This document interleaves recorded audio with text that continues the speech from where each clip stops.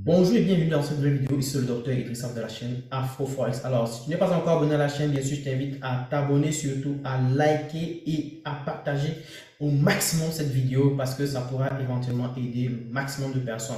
Donc, pour le compte de cette nouvelle vidéo, on va parler bien sûr de la question qui est de savoir est-ce que les PME méritent d'entrer en bourse en Afrique? Est-ce que c'est une opportunité ou alors c'est un risque? Alors, on va essayer d'apporter des éléments de réponse à cette question.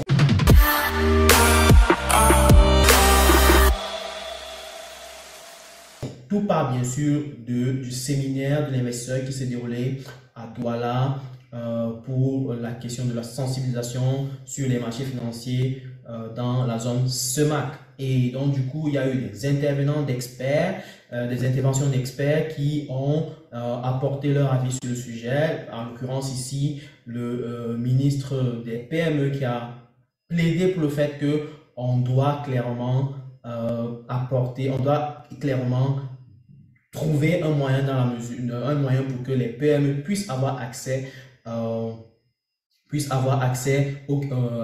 la bourse, on va dire ça comme ça. Et d'un autre côté, il y a le PDG de Bloomfin, Monsieur Zézé, n'est-ce pas, qui a plutôt insisté sur le fait que les PME n'ont pas besoin d'avoir accès à la bourse et elles ont juste besoin d'avoir accès à une sorte de possibilité de pouvoir financer leur amorcement. On va revenir en fait sur leurs propos pour être plus clair. Et en réalité, Bloomfig n'est rien d'autre qu'une entreprise qui se charge d'attribuer une notation financière aux institutions. Ça peut être des collectivités publiques, n'est-ce pas, décentralisées, ou encore des entreprises qui voudraient véritablement se positionner en bourse, n'est-ce pas? Donc, voilà, on va aller dans le but du sujet, mais avant cela, je tiens à préciser que en novembre, nous lançons une formation euh, trading pour les débutants, n'est-ce pas? Pour toutes ces personnes-là qui sont intéressées par le trading, nous avons une formation inédite qui va démarrer en novembre et qui va vous permettre bien sûr de pouvoir faire vos premiers pas en bourse et de pouvoir commencer à faire vos premiers gains. C'est une formation qui va durer 45 jours et qui va vous donner naturellement une stratégie simple, utilisable, bien sûr, et qui va vous permettre d'être opérationnel sur les marchés avec une méthodologie de gestion de risque en béton armé et qui va vous permettre bien sûr de perdurer sur les marchés, qui va vous permettre de pouvoir être rentable sur le long terme. C'est le plus important. Donc, si vous êtes intéressé par cette formation, n'hésitez pas de nous contacter le plus rapidement possible en privé. Et actuellement, nous avons une promotion exceptionnelle. Donc, pour profiter de cette promotion, contactez-nous dès maintenant parce que bientôt, elle va être rompue et vous ne pourrez plus en profiter actuellement. Cette formation ne coûte que 70 000 francs CFA contre 160 000 francs CFA qui est le prix normal en principe. Donc, vous payez 70 000 francs CFA au lieu de 160 000 francs CFA. Contactez-nous dès maintenant et vous en profitez de vous inscrire et réserver votre place avant que les prix n'augmentent. Donc, du coup, allons droit au but du sujet, au but de cette vidéo. Surtout, partagez au maximum. Je vais partager mon écran et on va donc aller dans le contexte. OK? Donc, allons-y. Let's go. Donc, voilà. Le contexte, donc, j'ai dit tantôt, est-ce que les PME doivent entrer en bourse du côté de l'Afrique, du côté du marché financier en Afrique?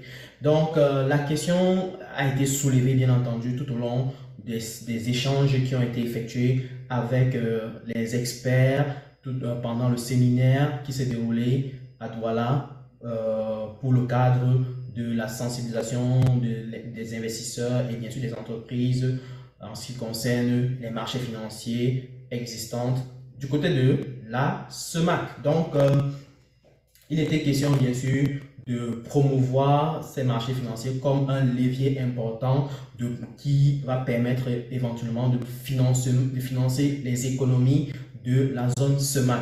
Et donc, tout au long des échanges, on a eu les propos de Madame le ministre des PME du Cameroun qui a milité pour l'introduction des PME en bourse selon la législation en vigueur. Et M. Stan Zézé, comme je l'ai dit tantôt, qui est qui est le PDG de Bloomfield, qui a plutôt précisé que, hey, attention, les PME n'ont pas besoin de financement, n'est-ce pas? Il a dit ceci, ils n'ont pas besoin de financement, ils n'ont pas besoin de financement de fonds d'amorçage, car on ne va pas en bourse pour chercher entre 20 et 30 millions. Donc ça, c'est ses propos, n'est-ce pas? En quelque sorte, c'est du paraphrase, c'est pas de A à Z tout ce qu'il a dit, mais on a paraphrasé de manière simplifiée pour que vous compreniez les choses, n'est-ce pas? On a juste simplifié. Donc la question principale qui ressort de cette situation, c'est que est-ce que les PME ont un grand intérêt ou est-ce que les gouvernements ont un grand intérêt à ce que, ou alors la COSUMA a un grand intérêt à ce que les PME rentrent en bourse, ou alors est-ce que c'est un gros, ou alors est-ce que c'est plutôt un super gros risque? Ça, c'est la question qu'on se pose clairement.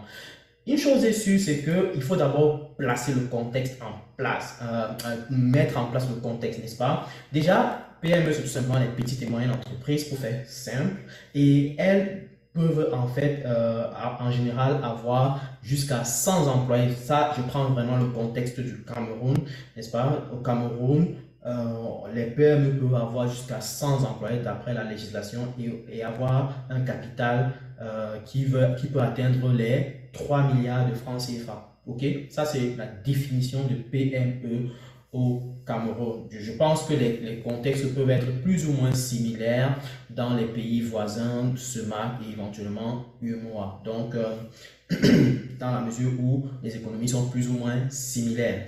Alors, ce qu'il faut savoir également, c'est qu'elles représentent environ plus de 70% de l'ensemble des entreprises. Là, je suis parti sur la base de l'échantillon des entreprises qui sont représentées dans le GICAM. Le GICAM n'est rien d'autre qu'un groupement interpatronal qui représente quasiment près de 700 entreprises. Je n'ai pas pris le temps de le mentionner. Et parmi elles, on a quasiment près de 480 entreprises qui peuvent représenter en fait les petites et moyennes entreprises. Donc, ça, c'est ce qu'il faut savoir. Donc, s'il faut partir sur la base de cet échantillon, là, on peut dire que les PME peuvent représenter environ 70% de l'ensemble des entreprises qu'on pourrait observer si on sélectionnait de manière aléatoire des entreprises, un échantillon aléatoire des entreprises dans une zone en Afrique subsaharienne et de manière plus précise, peut-être au Cameroun dans la zone SEMAC. Et donc, du coup, elle pourrait éventuellement contribuer à l'ordre de 12% au PIB. Bon, ça, c'est à la valeur nationale. Donc, ça, c'est des propos que j'ai retrouvés dans quelques articles. Donc, du coup, le problème principal des PME au Cameroun et dans la zone SEMAC, c'est l'accès au financement. Ça, c'est le problème qui est clair.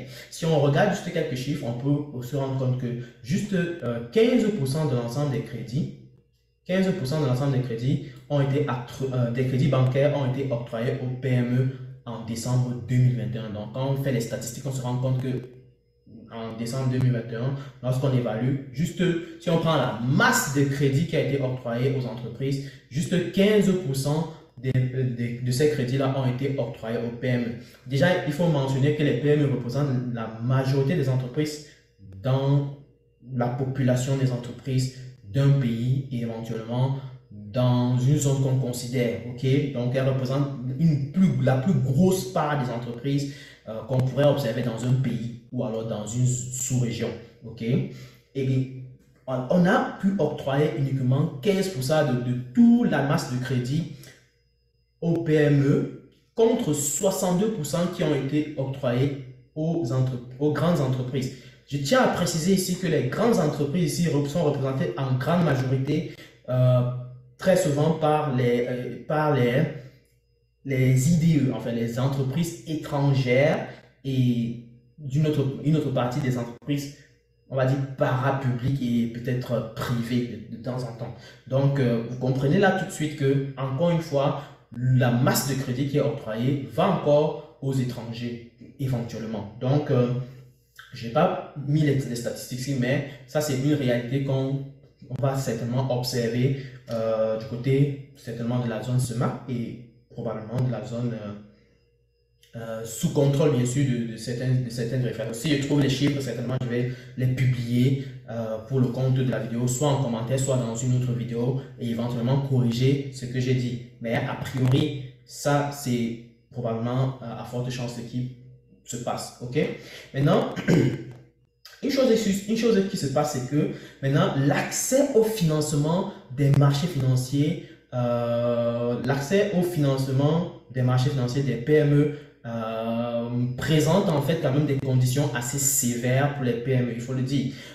Déjà, de 1, on va leur demander des fonds propres qui sont d'un minimum de 200 millions de francs CFA. Donc, aucune PME dit qu'elle a l'intention de vouloir avoir accès au financement via les marchés boursiers, c'est-à-dire entrer en bourse. Il faut qu'elle ait un minimum de 200 millions de francs CFA en fonds propres, donc son propre argent. Ok, son propre argent qu'elle a généré ou alors qu'elle a pu collecter, je ne sais pas trop quoi, bref, qui lui appartient clairement. Ok, et ça c'est ce qu'on appelle les fonds propres. Ok, le chiffre d'affaires minimal qu'on doit observer pour cette PME est de 1 milliard de francs CFA. Ça c'est énorme pour une PME. 1 milliard de francs CFA, une PME, c'est quasiment déjà proche d'une grosse entreprise en fait. Ok, donc il faut déjà comprendre que ça, c'est encore une sévérité plus forte. Ok, la capitalisation boursière doit être de 10 milliards. Ok, 10 milliards minimum. Donc, donc 10 milliards, c'est énorme. C'est énorme pour une PME. Lorsqu'on voit un peu les conditions dans lesquelles les PME vivent très souvent en Afrique, ok, on se pose bien la question. Quel type de PME va devoir avoir accès à la bourse sous ce filtre-là? Ok, vous voyez que le filtre est très puissant. Ok, donc ça c'est quelque chose qu'on peut remarquer déjà d'entrée de jeu sur les conditions qu'on a sur la main ici. Lorsqu'on focus uniquement sur la BVMAC. BVMAC, c'est la bourse des valeurs mobilières d'Afrique centrale. Ok, donc c'est un peu le marché financier de la zone CEMAC. Donc, une autre chose que naturellement les PME ont besoin de faire, c'est d'avoir une sorte de transparence sur les états financiers. Ok, donc elles doivent produire des rapports financiers assez clairs, assez transparents, n'est-ce pas, sans cachotterie. Bref, il y a des exigences dans ce sens-là en général. Lorsqu'une entreprise veut entrer en bourse, il y aura des exigences encore plus fortes sur la traçabilité de ses opérations financières, sur la traçabilité de sa santé financière. Donc, elle doit vraiment communiquer de A à Z sur ses états financiers afin que les investisseurs soient un peu plus rassurés. Une autre chose qu'elle va certainement devoir faire, c'est de pouvoir se faire noter par une agence de notation un peu comme Bloomfield. Là, je parle vraiment pour le cadre de l'Afrique, ok? Parce que Bloomfield est reconnu pour cette opération de manière assez populaire, d'accord? Donc, elle va devoir naturellement avoir besoin d'avoir une notation financière. C'est un peu comme un score de crédit qu'on va lui accorder, ok? Un score, une notation, ce qu'on va appeler comme ça, on va appeler ça comme ça, d'accord? Un borrowing risk rating, ok? Donc, du coup, vous comprenez que si on ne prend que ces petites conditions-là qui ont été assez perceptibles et assez simplifiées, assez essentielles, on peut conclure qu'il y a les conditions d'accès au marché financier par les PME sont assez solides. Ok, assez solide, il faut le préciser. Donc, dans l'ensemble, voici les points qu'on peut éventuellement mettre en exergue. Le point 1, c'est que toutes les PME n'ont pas nécessairement, ne sont pas nécessairement à un niveau de recherche des fonds d'amorcissement. Ok, donc on sait très bien qu'il y a des PME qui pourraient avoir besoin des fonds d'amortissement, n'est-ce pas? Parce qu'elles sont encore au début de leurs activités, ça c'est tout à fait normal, mais il y a des PME qui sont déjà plus ou moins matures, peut-être elles ont déjà plus de 5 ans d'expérience. Bon, il y a une statistique qui dit que en général, une PME, lorsqu'elle naît, elle n'a pas 5 ans pour mourir. Donc, alors déjà, on peut déjà partir sur la base des PME qui ont fait plus de 5 ans, sélectionner, faire une sélection, faire un ranking, n'est-ce pas? Un ranking et peut-être retenir le premier quintile des PME sur la base d'un certain nombre de critères en termes de chiffre d'affaires, en termes de bénéfices, en termes de résultats, de comptes d'exploitation et ainsi de suite. Donc, on peut faire un ranking et identifier, bien entendu, les PME qui sortent du lot et éventuellement voir dans quelle mesure elles peuvent peut-être avoir des conditions plus ou moins accessibles, n'est-ce pas? Donc, ça, c'est quelque chose qui est faisable, ok? C'est quelque chose qui est implémentable, d'accord? D'autant plus que la BVMAC, la Bourse des valeurs mobilières d'Afrique centrale, le marché financier en Afrique centrale et même en Afrique de l'Ouest a besoin d'être beaucoup plus connu, a besoin d'être populé par les entreprises. Il ne faut pas qu'on ait une bourse qui soit tout simplement cloisonnée par quelques entreprises, par quelques petites entreprises qui sont là pour ramasser encore tout l'argent de la collectivité, de la population et qui, de surcroît, peut-être ne sont pas des entreprises nationales, des entreprises purement, on va dire, purement africaines, d'accord? Donc, ça, c'est des choses qu'il faut prendre en considération afin de pouvoir, bien sûr, afin de pouvoir mettre en place des filtres tels qu'on a présenté sur le slide précédent, n'est-ce pas?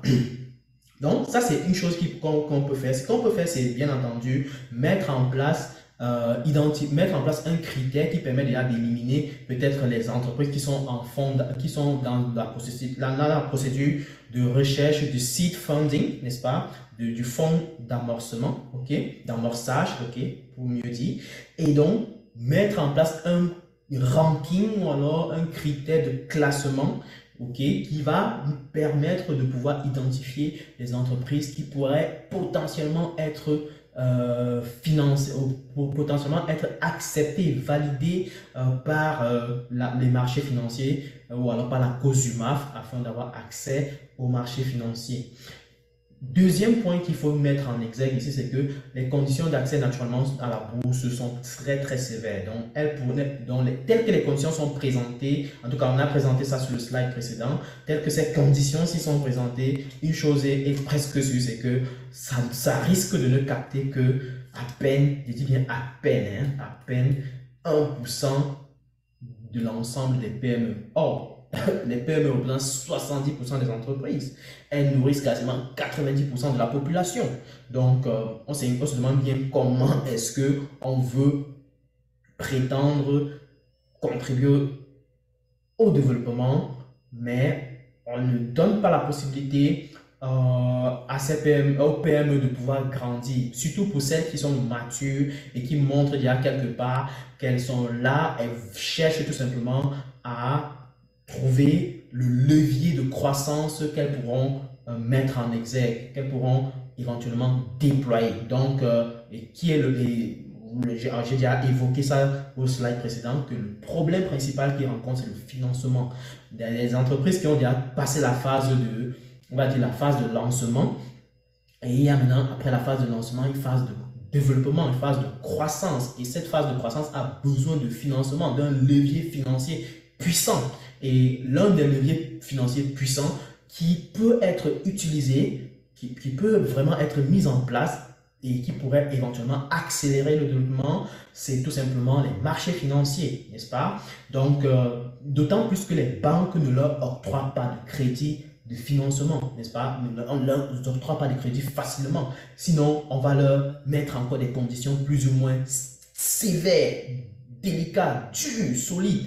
C'est-à-dire, je prends l'exemple du crédit bail, n'est-ce pas, où on va leur donner un crédit, mais on va encore retenir quelque part l'équipement qu'ils vont acheter en disant que hey, si tu délies un peu, on récupère le matériel, quoi. Donc, du coup, vous comprenez que là, ils travaillent avec la machine, mais la machine appartient à la banque. Vous voyez encore, c'est terrible en fait. Donc, du coup, la pression est dans tous les sens. Je crois que même en tant qu'entrepreneur, tu auras toujours une pression.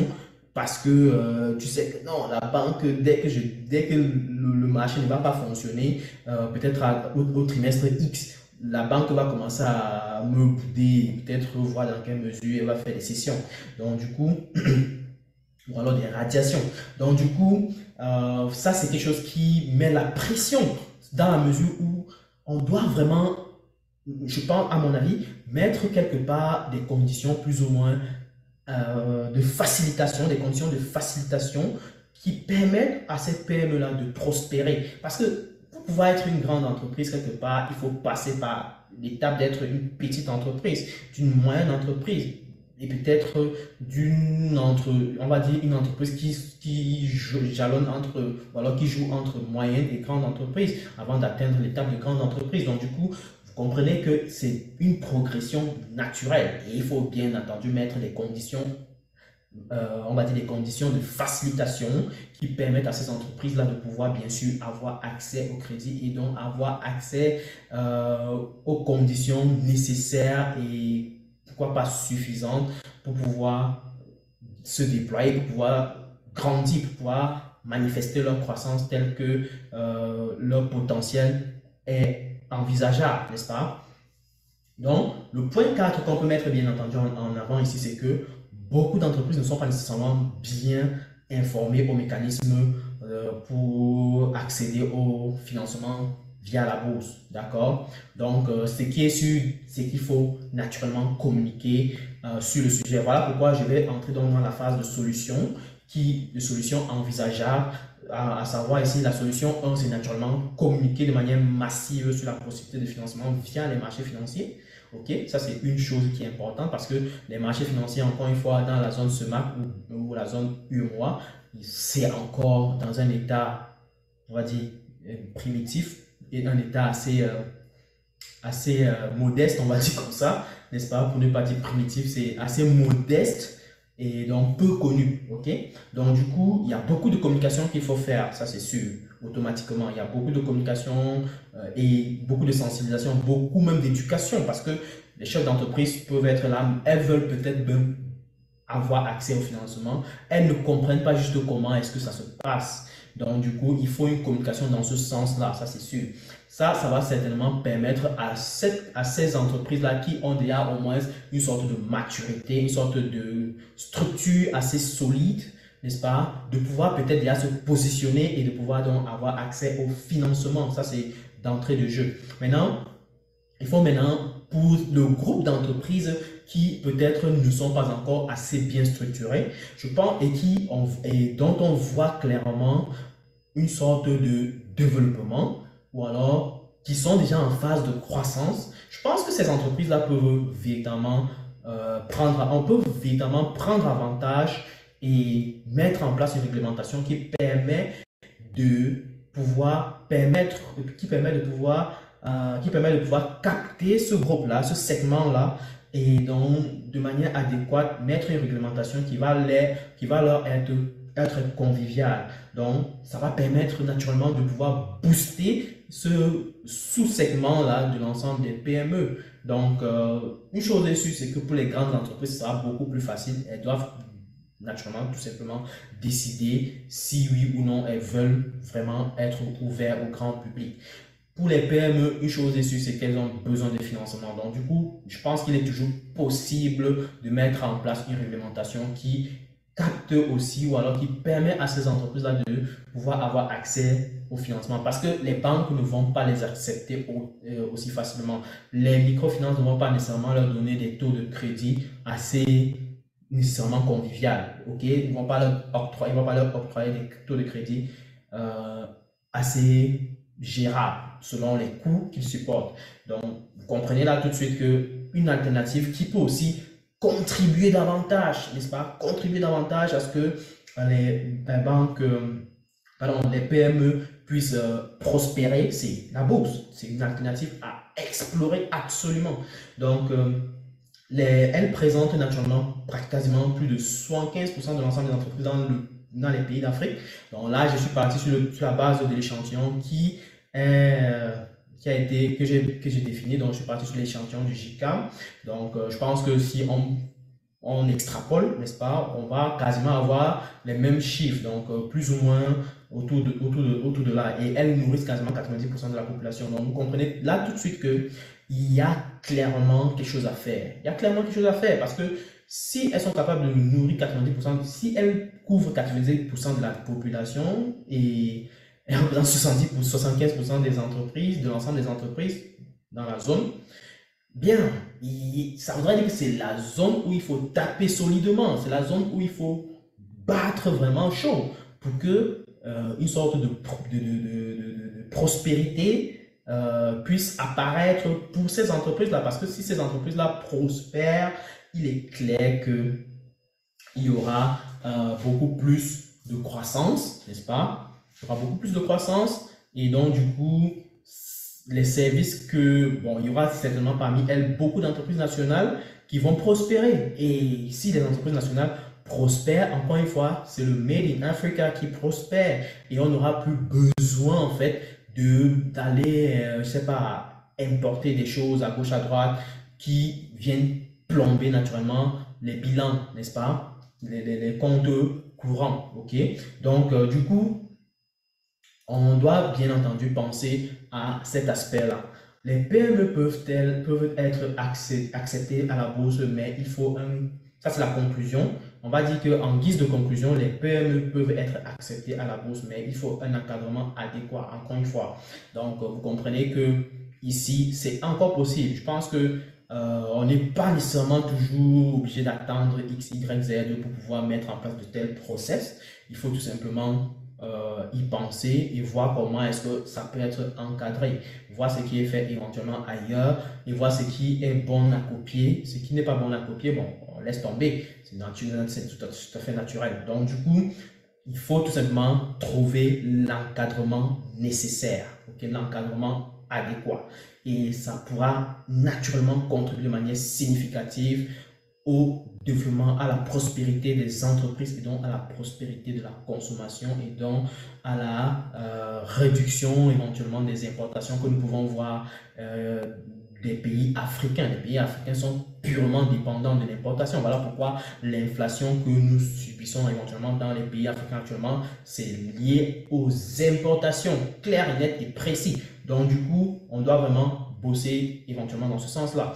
À noter que la bourse, les bourses BVMAC et BRVM, bourse régionale des valeurs mobilières de la zone UMOA, restent peu connues. Donc, elles ont besoin d'être alimentées, elles ont besoin d'exister, elles ont besoin de prospérer. C'est un marché. Un marché, quand on dit marché, on ne va pas seulement avoir deux produits. Quand on dit marché financier, c'est des tonnes d'entreprises. Donc, on va voir par exemple la BVMA qui a très peu d'entreprises. Si on passe simplement sur la base des capitalisations des actions, on va se rendre compte que la zone se marque regroupe à environ 61 milliards en termes de capitalisation pour les actions contre 554 en Afrique de l'Ouest, c'est-à-dire la BRVM. Okay? Alors que du côté des obligations, la BVMA regroupe 997 milliards de francs CFA contre 5718 milliards de francs CFA en Afrique de l'Ouest, du côté de la BRVM. Okay? Donc, qui montre clairement que la BRVM a quand même une longueur d'avance sur la BVMA. Il y a beaucoup de choses encore à faire du côté de la SEMA, ça c'est clair. Donc, éventuellement, il y a des leçons à tirer du côté de la BRVM pour pouvoir faire prospérer celui de la BVMAC. Donc, il est clair que les deux parties prenantes, les deux zones doivent interagir pour pouvoir, bien sûr, prendre avantage des similarités qui existent et de pouvoir donc mettre en place rapidement des mécanismes pour faciliter la communication, la sensibilisation. Parce que une chose est claire, c'est que beaucoup de personnes sont intéressées actuellement par les marchés financiers. La population, la grande population est purement intéressée par les marchés financiers. Et donc, du coup, on doit prendre avantage de cet aspect-là pour communiquer maintenant de manière adéquate pour pouvoir permettre que les personnes qui sont intéressées, on va dire, rencontrent dans les personnes qui ont besoin de financement. Parce que les personnes qui sont intéressées ont de l'argent pour pouvoir investir. Et les entreprises qui sont de l'autre côté maintenant doivent être également bien sensibilisées pour pouvoir entrer en bourse et donc avoir accès au financement. Ça va permettre de faire un bon matching, n'est-ce pas? On va dire un bon matching, je vais dire ça comme ça, entre ces deux parties prenantes. D'un côté, des personnes qui ont du financement et de l'autre côté, des personnes qui ont besoin de financement. D'accord? Et là, ça contribuera naturellement au développement du secteur des PME et par ricochet du PIB. OK? Et donc, du coup, on peut comprendre qu'en fin de compte, ces bourses ont besoin d'être connues, je l'ai déjà dit, et le développement des entreprises va passer par l'accès au financement, encore une fois. Donc, ça, c'est pour la conclusion. Donc, dites-moi en commentaire ce que vous en pensez. Déjà, dites-moi en commentaire si vous avez aimé la vidéo, likez la vidéo, partagez au maximum. Dites-moi en commentaire ce que vous en pensez et je veux voir des hashtags AfroForex au max dans les commentaires si vous avez aimé. Ok, donc surtout lâchez-moi un très beau like, n'est-ce pas? Et on se dit tout simplement encore une fois à très bientôt pour une prochaine vidéo. Ciao!